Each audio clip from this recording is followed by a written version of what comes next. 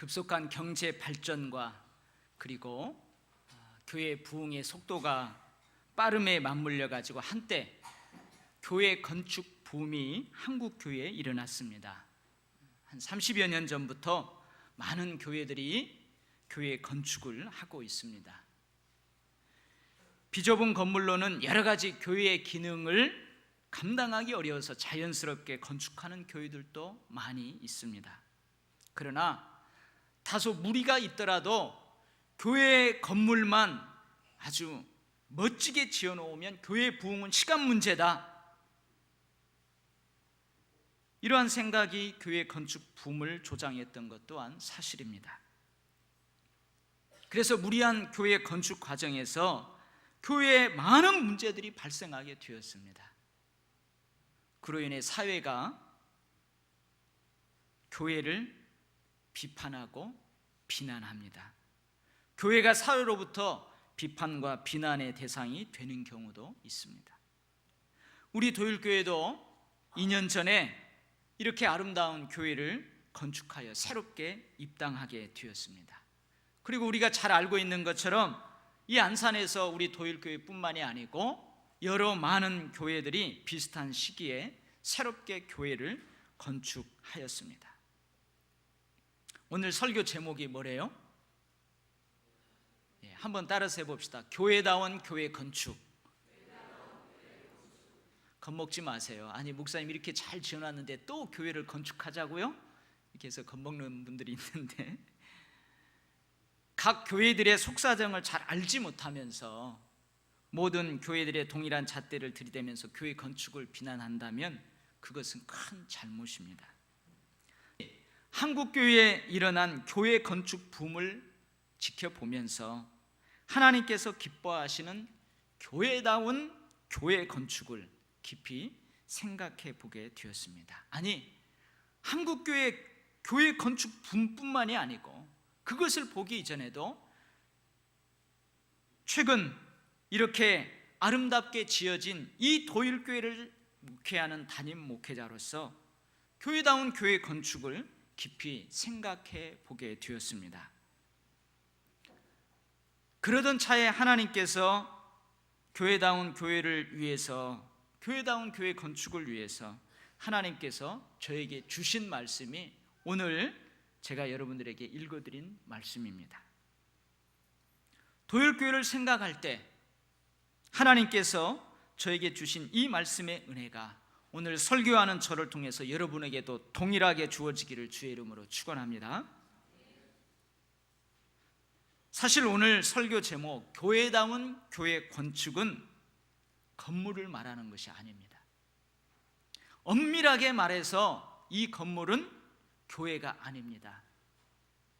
엄밀하게 말해서 이 건물은 예배당일 뿐입니다. 이 건물은 교회가 아니라 교회가 모이는 장소입니다. 신앙생활의 중심이 되는 장소입니다. 엄밀하게 말해서 교회는 건물이 아니고 사람입니다. 사람들의 모임이 바로 교회입니다. 사람이 교회인데, 사람들의 모임이 교회인데, 그러면 어떤 사람들의 모임이 교회일까요? 여러분, 한 달에 한 번씩 모여가지고 여기 안산 해안로를 쫙 따라서 저 대부도까지 자전거를 타고 그렇게 즐거운 시간을 보내는 자전거 동호회 모임, 그 모임이 교회가 아닙니다. 그 자전거를 잘 타는 사람들, 그 사람들이 교회가 아닙니다. 어떤 사람들의 모임이 교회일까요? 고린도전서 1장 2절 말씀입니다.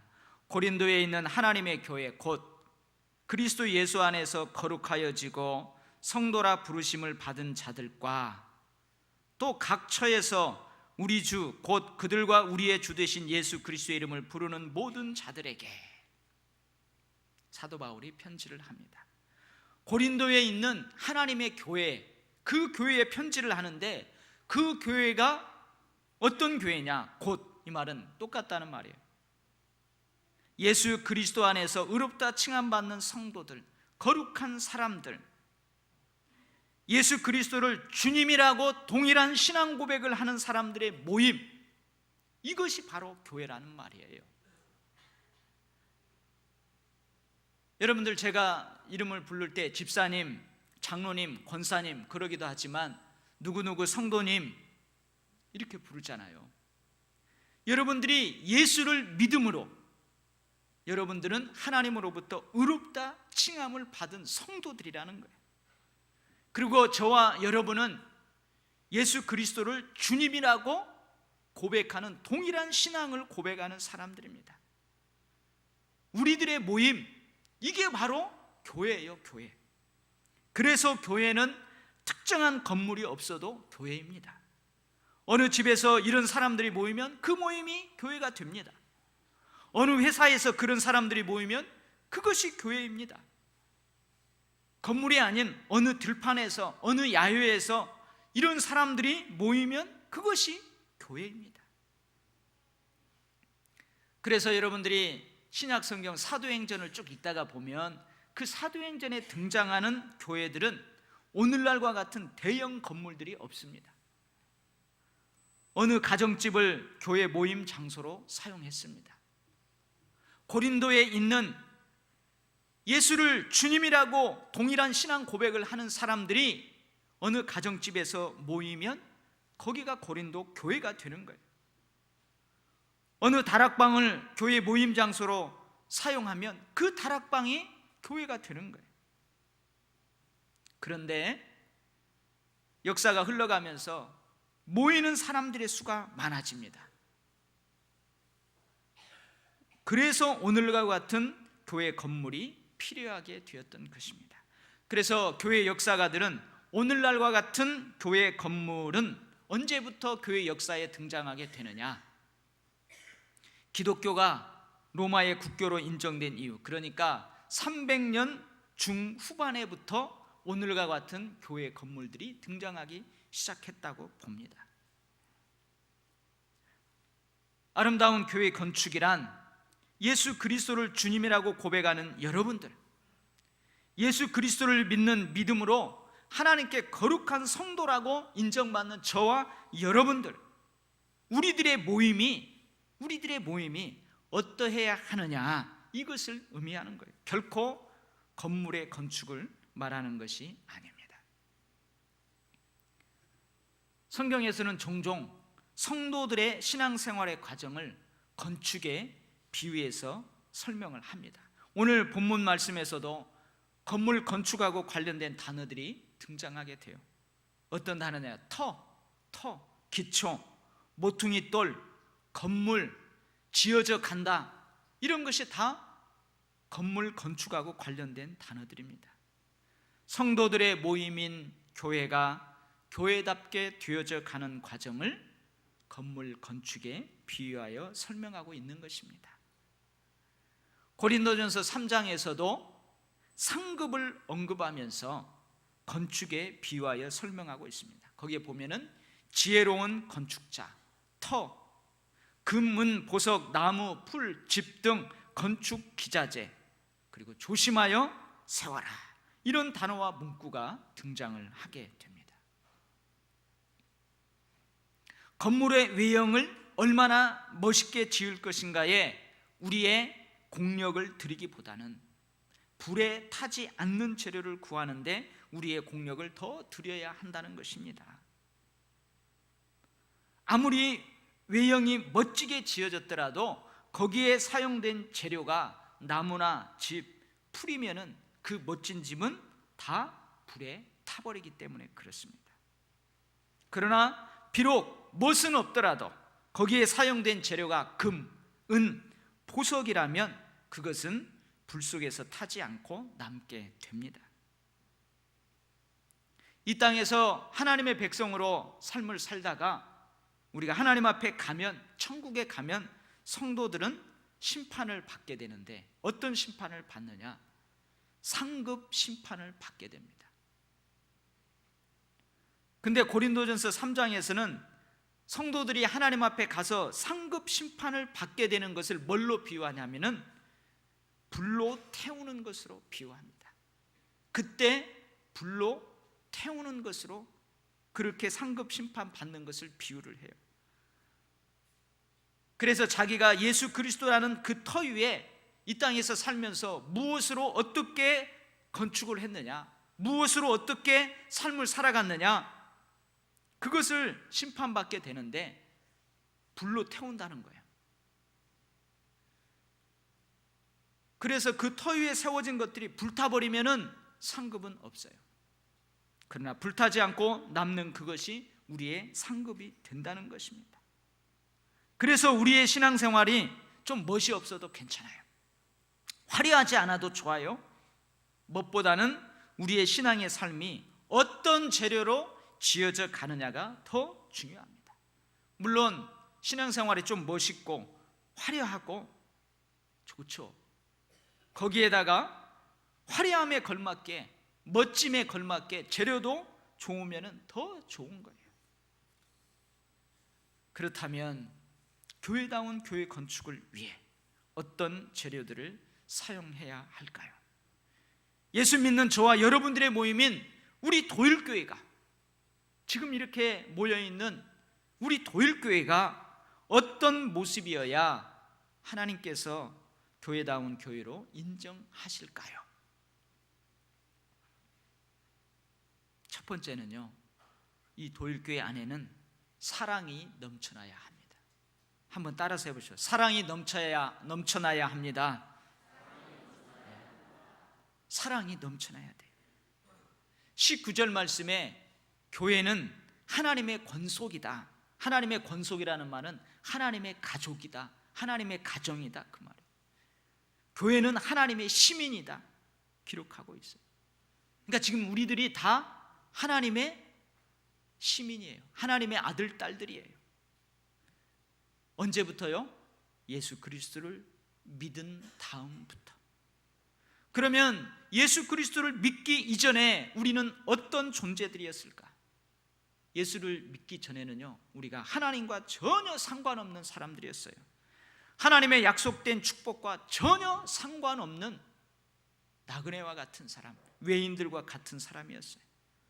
그러니까 하나님도 없고 하나님이 약속한 축복도 없으니까 이 땅에서 그냥 이 땅 이후에 천국에 대한 소망 없이 살아가던 자들이에요. 이 땅에서의 삶이 끝이에요. 그런데 예수를 믿은 지금은 우리가 어떤 존재가 되었습니까? 이제 하나님과 가까워졌어요. 하나님과 화목하게 되었어요. 하나님 앞에서 아담과 하와가 범죄하고 두려워서 하나님 낯을 피해 숨었던 것처럼 숨을 필요가 없어요. 때를 따라서 여러분들이 하나님으로부터 돕는 은혜를 얻기 위해서 이제는 하나님 앞에 당당하게, 담대하게 나갈 수가 있습니다. 여러분, 사랑하는 자녀들이 어머니 아버지한테 용돈을 달라고 하는데 여러분, 눈을 밑으로 내리고 뚫 맞을까 봐 저 용돈 좀 주세요, 저 교과서 사야 돼요, 이런 사람이 있어요? 그러지 않아요. 엄마 아빠에게 어떻게 해요? 당당하게 이야기하는 거예요. 아빠, 나 차비 주세요. 아빠, 나 용돈 주세요. 당당하게 이야기하는 것처럼 이제 우리는 하나님 앞에서 그럴 필요 없어요. 아주 담대하게 나가게 되었어요. 왜 그래요? 하나님의 가족이기 때문에 그래요. 하나님의 자녀이기 때문에 그래요. 하늘나라의 왕자와 공주이기 때문에 그래요. 그래서 이 땅에서 삶을 살다가 우리는 이후에 천국에 대한 소망이 있는 천국 백성이 된 거예요. 우리가 지금 이러한 존재로 살아갈 수 있는 이유가 뭐예요? 전에는 하나님의 약속된 축복과 전혀 상관없이 살아갔던 우리가 이제는 하나님 앞에 담대히 나아갈 수 있게 됐어요. 이 땅에서 삶뿐만 아니고 이 땅에서 삶이 마감하면 저 천국에 갈 수 있는 천국 백성이 되었어요. 무엇 때문에 그래요? 그것은 바로 예수 그리스도 때문에.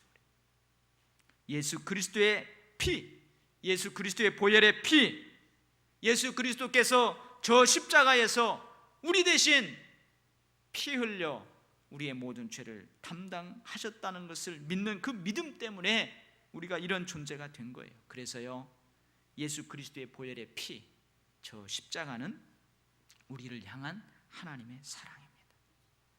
우리를 향한 하나님의 사랑이에요.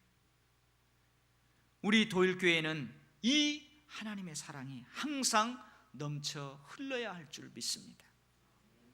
하나님으로부터 이 사랑이 항상 나에게 흘러 들어와야 합니다.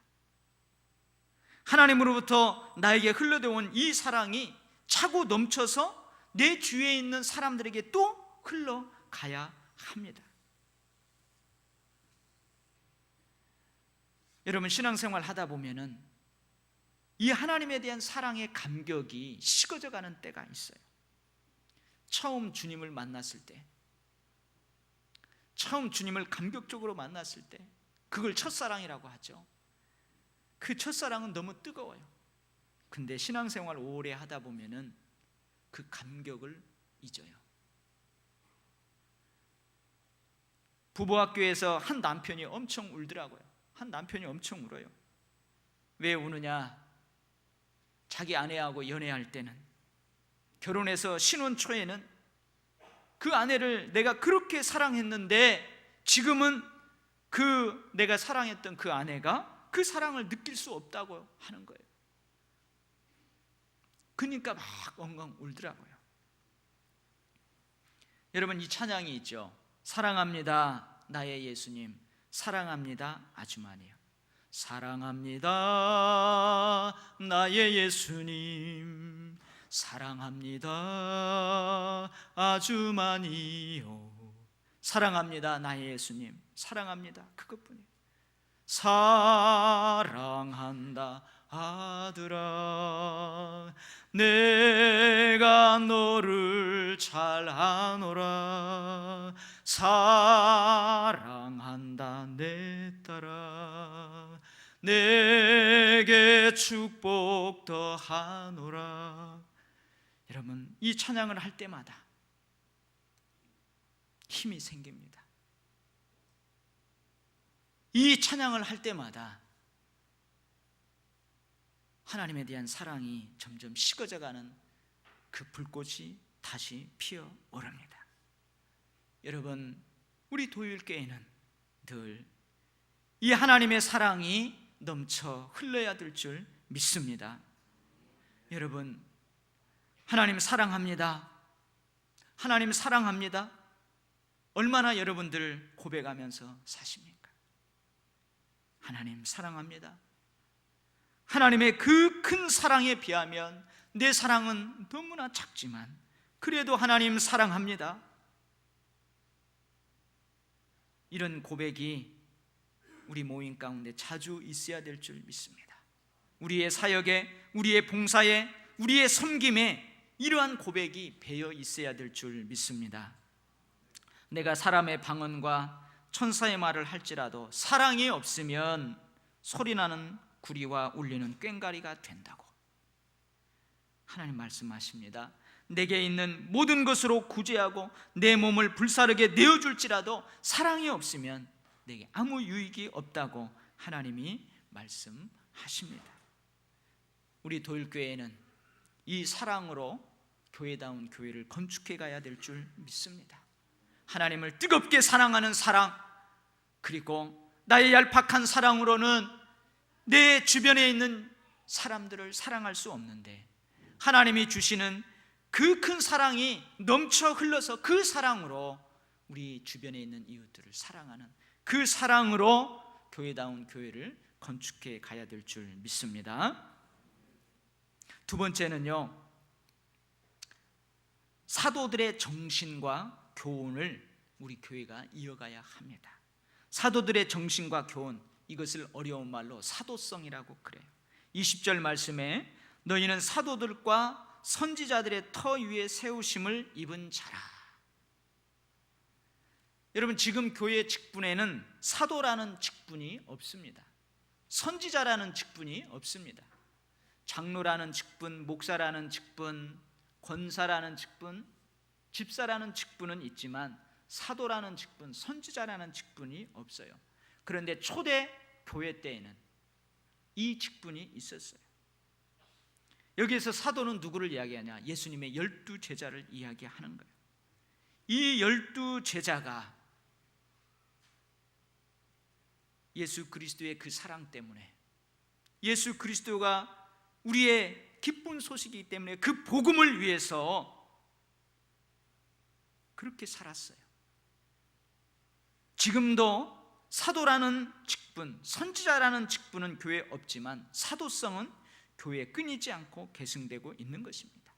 사도들이 가르쳤던 그 가르침, 사도들이 교회에 보여주었던 그 정신, 그것은 지금도 교회에 면면이 흐르고 있어요.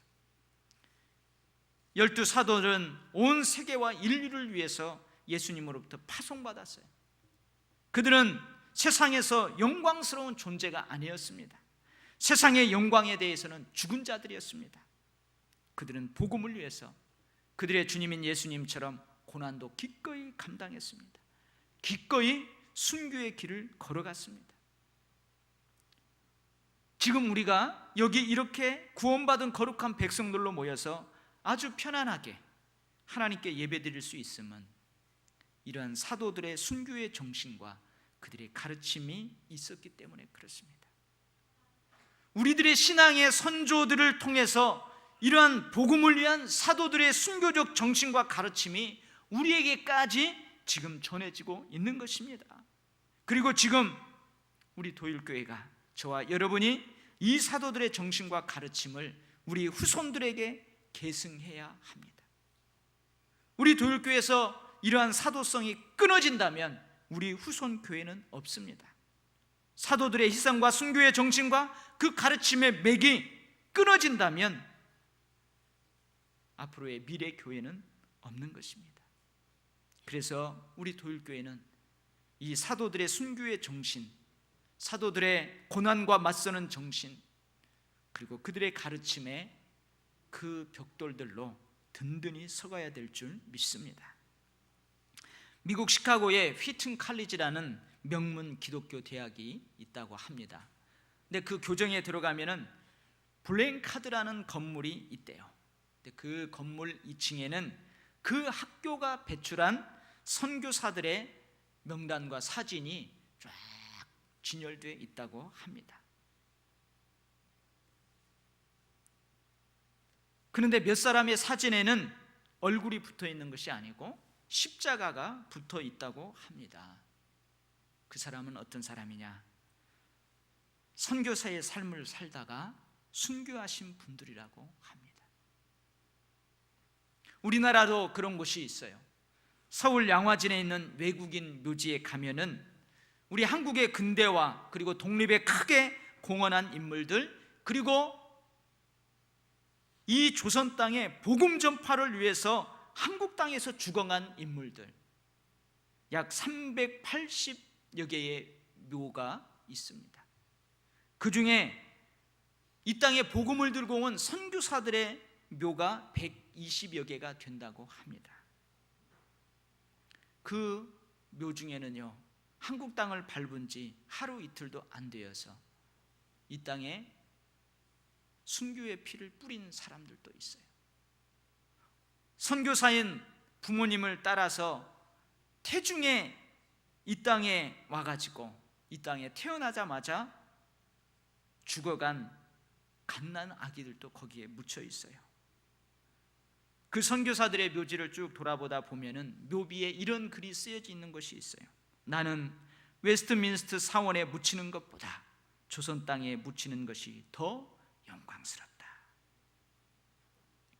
용인 순고자 기념관에 가면은 일제강점기 때에, 그리고 6.25 그 공산 치하에서 신앙과 교회를 지키다가 순교한 신앙의 선배들이 거기에도 다 전시되어 있습니다. 이제 지금 우리가 항존 직분자들 교육을 하고 있는데요, 저희들이 거기에 가볼 거예요. 거기 보면은 1층, 2층, 3층에 쫙 다 전시되어 있어요. 교회를 지키다가 인민군에게 총을 맞아서 죽은 사람들의 사진이 거기 걸려 있어요. 그리고 그 전시실을 쫙 돌아서 마지막에 나오는 입구 앞에 벽에 거울이 하나 있습니다. 그 거울에 딱 쓰면은 마치 그 순교자들의 사진이 걸려 있는 것처럼 내 모습이 거기에 비춰집니다. 그리고 그 밑에 이런 글귀가 쓰여 있습니다. 당신도 순교자가 될 수 있다.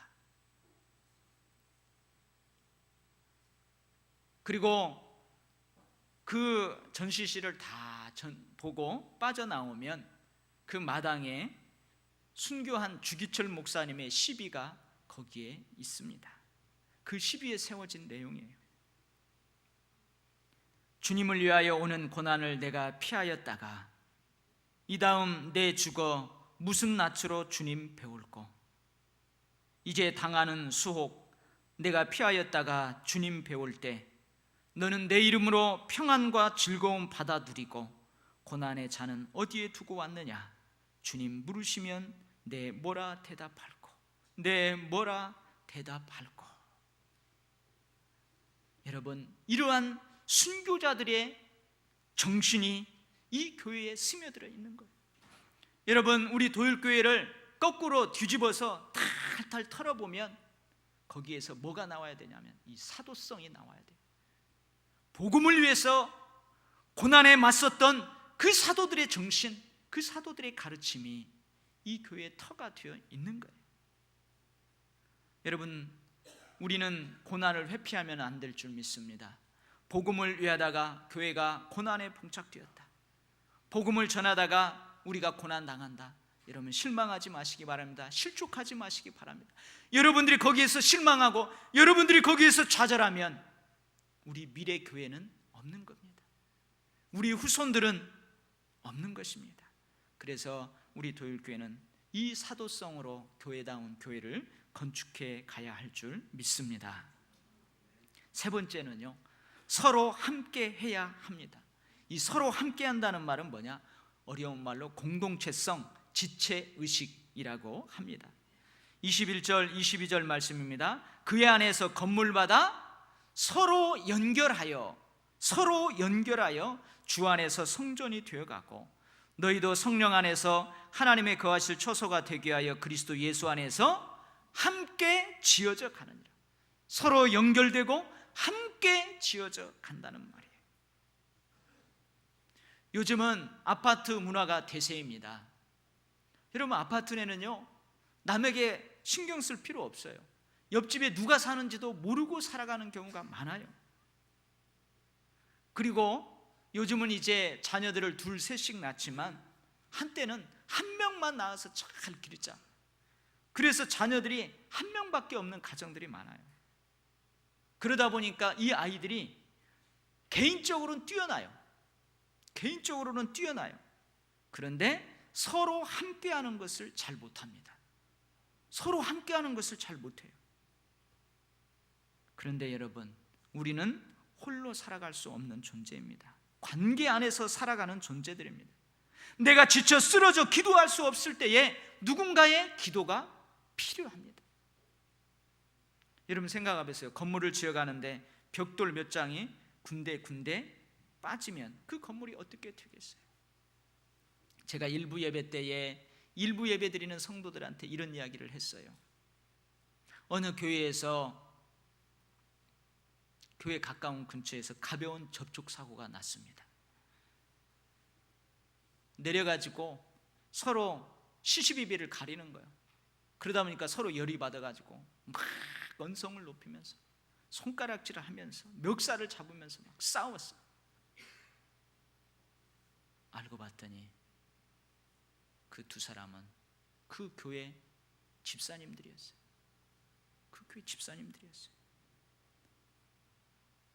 이게 바로 대형 교회의 약점입니다. 여러분, 우리 교회는 지금 가족과 같은 분위기예요. 그래서 제가 일부 예배 드리는 사람들, 여러분들 2부 예배 드리지 않기 때문에 도율교회 성도들 얼굴 잘 모를 거라고, 그래서 운전할 때 조심하라고 그랬어요. 여러분, 우리 교회에는 다양한 사람들이 있어요. 연세 드신 분도 있고 많이 배우신 분도 있고 배움이 짧은 분도 있어요. 신앙의 연조가 긴 분도 있고 이제 막 신앙생활 하시는 분도 있어요. 신앙의 색깔도 다양합니다.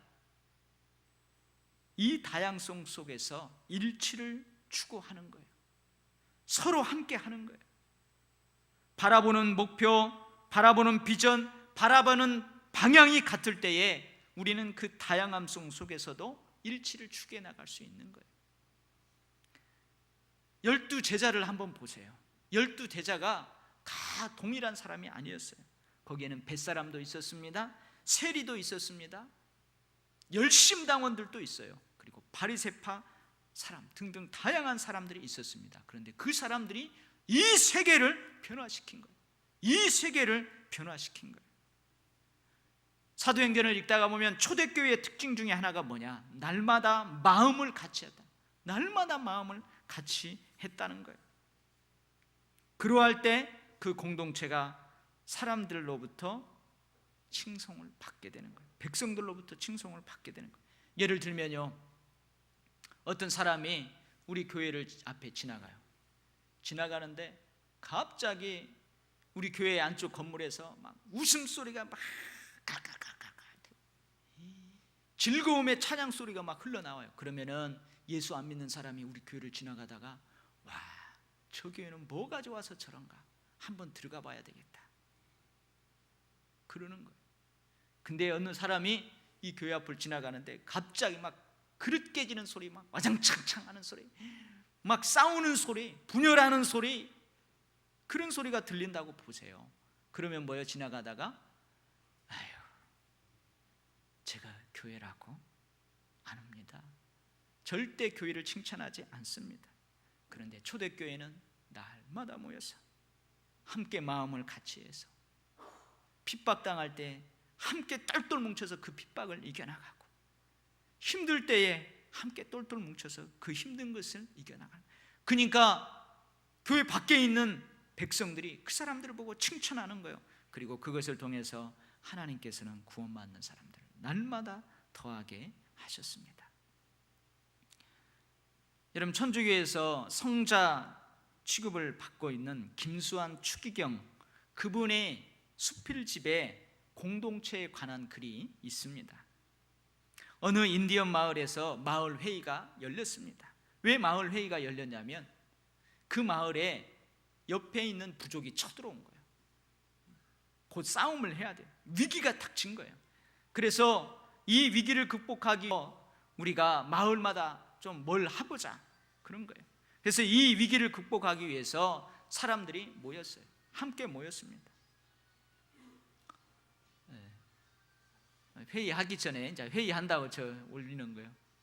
한번 꺼보세요, 빨리. 우리 어르신 잘 못 끄니까 옆에서 누가 도와주세요.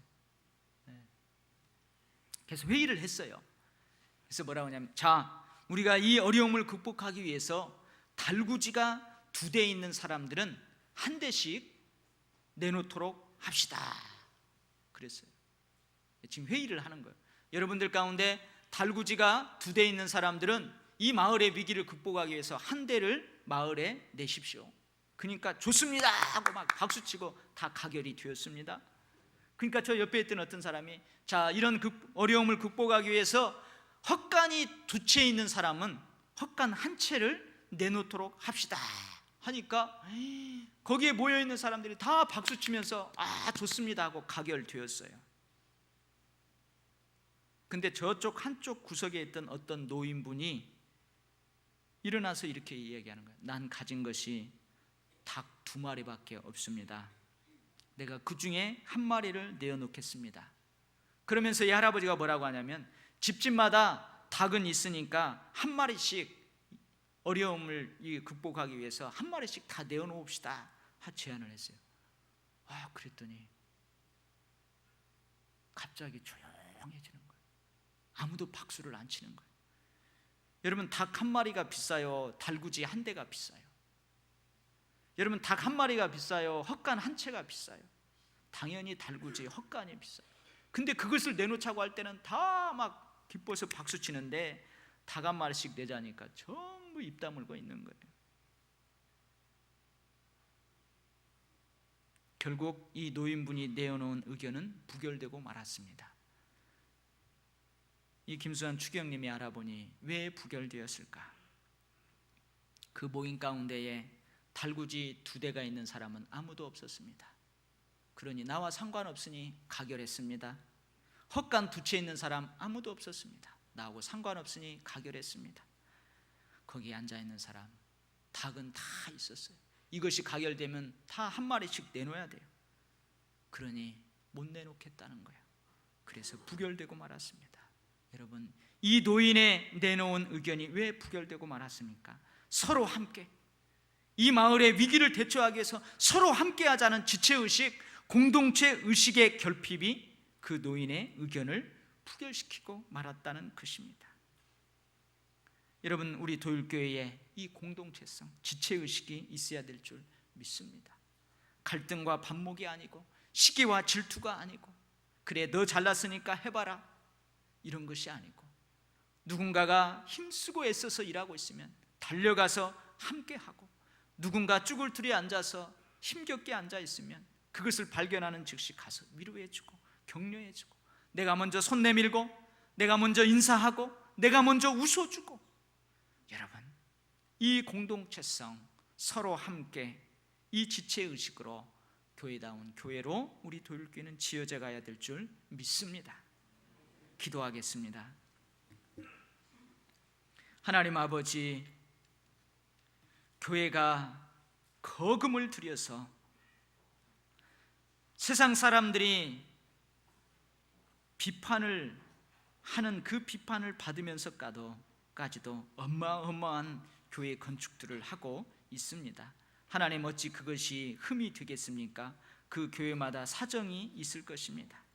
하나님, 이러한 교회 건축의 과정을 바라보며 진정한 교회다운 교회를 건축하기 위해서 우리 이 공동체가 지어지는 그 건물 예배당에서 함께 모여 함께 신앙생활해야 될 이 교회가 어떻게 지어져 가야 하는지, 우리가 어떻게 신앙생활해야 되는지, 어떻게 하나님께 응답해야 되는지 그것이 더 중요함을 깨닫게 됩니다.